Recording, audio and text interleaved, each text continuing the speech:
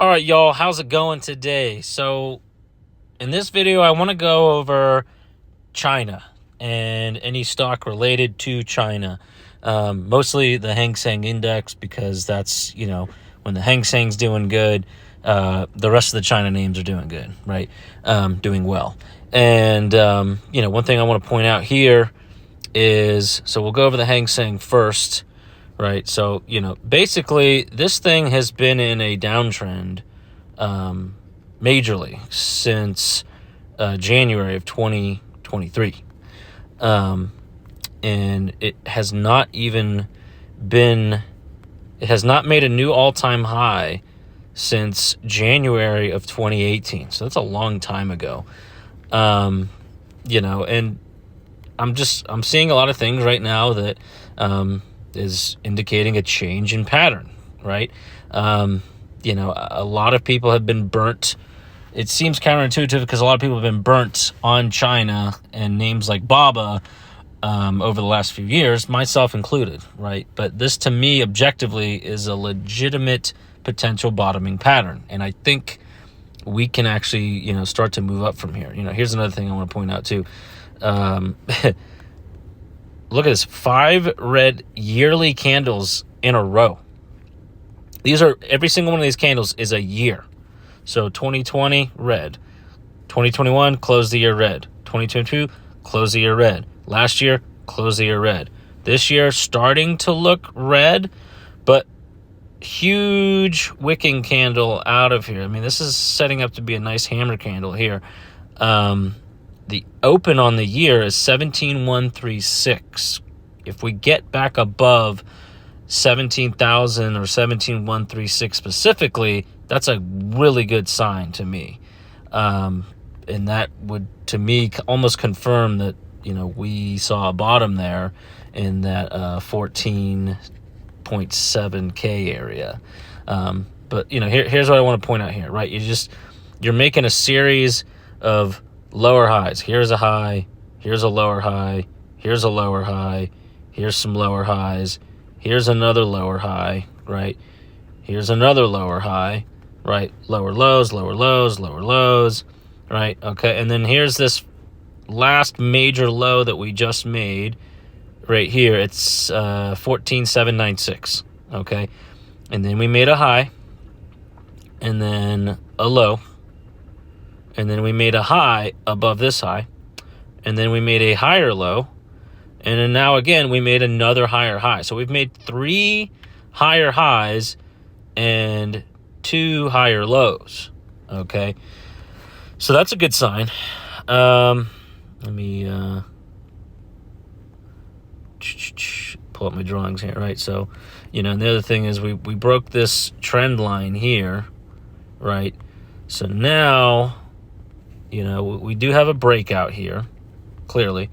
And as long as we stay above this trend line here over the next few months, I think this can continue to move up, right? And like I said, above this 17,000 area is what we really want to see if bulls are really to get back in control here, right? So we want to see this zone right here reclaim.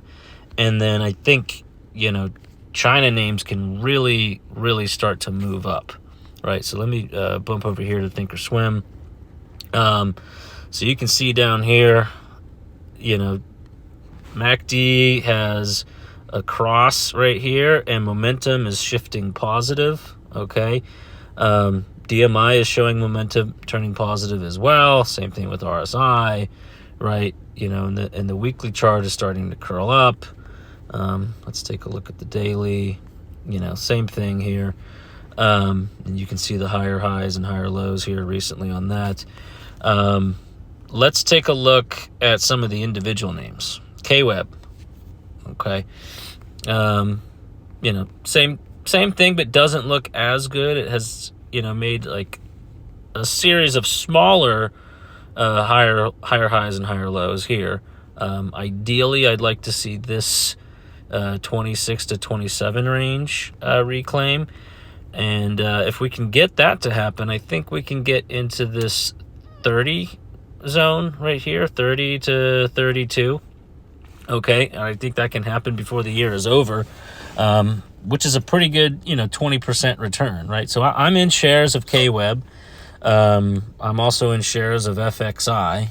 Okay, this one I want to zoom out on the monthly chart. I mean, just look at this. I mean, and this is a large cap ETF, right? So these are big names here. That we haven't seen these lows since 2008. Okay. This 20 level. So to me, and I bought in this 21 area. It was just a no-brainer to add here. That was also the lows of October 2022. So at the very least, I'm looking for FXI to rotate back up to this pivot level here, up at 30, which is, again, like a 25% return, which is pretty good. If you're holding shares. I also have some leaps on FXI as well. I also want to take a look at BABA. Not BAB. The fuck is BAB? BABA. Shitty BABA. Okay. Yeah, monthly chart definitely looks a lot better. This is potentially a reversal candle right here. And on the month of February, we made a higher high and a higher low. Let me zoom down into the weekly chart. Okay, so we did get, we had this like pseudo falling wedge pattern right here. And we broke out of that here. Okay, and we hit 75.62. And then we retested that 70 level, which is a pretty key zone here.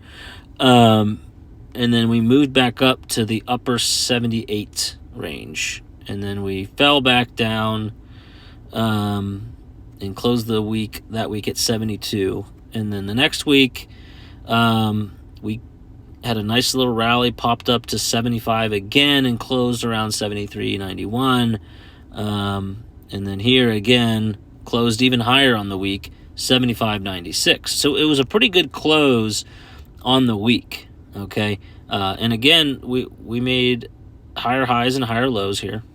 And the other thing to point out is this is another major trend line. Yes. Okay, it's just these wicks here. So we closed above not just this blue trend line I have here, but also this one as well. So another good sign for BABA, and another one that I have shares in, and leaps and leap spreads, you name it. Not much of a pattern guy, but, this definitely looks like this fits this pattern here. So we have, we've got the shoulder here. We've got the head.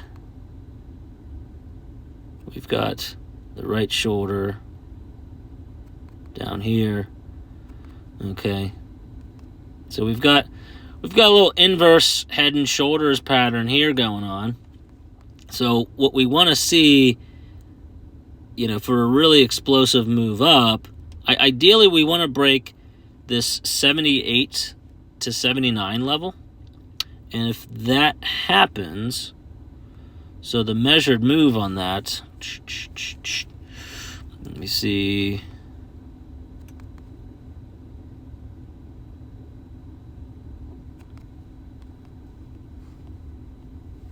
Would be, there you go, right about 90, okay? So not going to rule out BABA running to 90 at some point here in the next few months. Maybe by the next earnings report. I don't know. But that's what the measured move is on the inverse head and shoulders. Regardless of that, again, I'm not much of a pattern guy, but, structure-wise, if we get above the 78 to 79 zone, that's a big deal. And if it does do that, then this can be a potential bottom candidate down here in the upper 60s, okay? So let's just, kind of see how it plays out over the next few weeks. Definitely leaning on more upside on this. What looks probably the best to me overall with, the most potential, or the most, the greatest potential upside is probably BIDU. just because, you know, we're breaking a major trend line right here. Okay, we have earnings coming up, so that really can go either way. But if it turns out really positive, that can push us up to this 120 to 125 zone, which is a pretty good return. I added quite a bit in shares down in this 105 area, anticipating a possible break of this trend line here. I've also got some upside butterfly spreads as well. I believe I have like 117 by 125 by 130 or something like that butterflies for the first week of March. So, you know, we'll see where that one goes as well. But overall, I'm leaning more bullish on all of these China names. So, you know, the ones I'm watching mainly are BIDU, BABA, FXI, and KWEB. You know, a lot of people really like PDD. I'm not so crazy about this one here. You know, to me, PDD just kind of reminds me of Wish.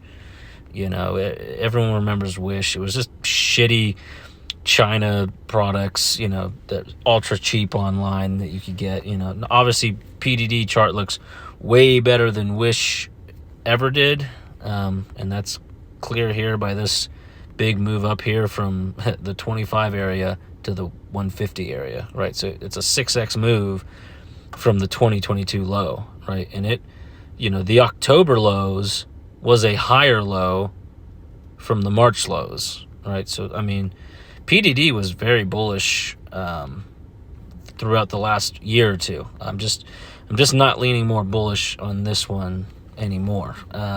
We did get the gap fill and bounce, and that was good for a quick trade, which I did take. You know, basically, you know, gap fills are potential rejection zones, right? So I took it in the low 120s, and I was just looking to get back up to the balance area low in this upper 130 area, and that was a pretty good exit because it topped out right at 139.06. You know, and the low here was 136. Low here was 139.68. The low here was 136, right? So, you know, this is definitely a clear exit if you were scalping long from that 120 area. But what I don't like about PDD is, you know, if this was really bullish, it would have reclaimed this 140 level and gotten back into the balance zone here in this, you know, upper 130 to 150 area, and we didn't get that. We also had this fake breakout right here, and then a rejection down. And then we also have, you know, here's a high, here's a lower high, here's another potential lower high. So if this gets below 120 and you're in this long, I would get out, and I wouldn't look to get back in until around 100 or until it revisits this trend line down here, which, you know, depending on when it happens, could be in the 80 range or the 90 area. You know, that's just my opinion. PDD, not on my radar. We'll see what happens. They have earnings, looks like mid-March. So, you know, I'll be watching it, but I'm not currently in a position on it. So we'll see. But that's all I wanted to go over for now on China names. I will try to, if I have time, go over some other names. You know, I may want to talk about Roku or Tesla, regional banks, the market overall. Just kind of let you guys know my thoughts. And yeah, that's it. Hope you guys got something out of this video, and hope you guys have a great weekend. All right, thanks.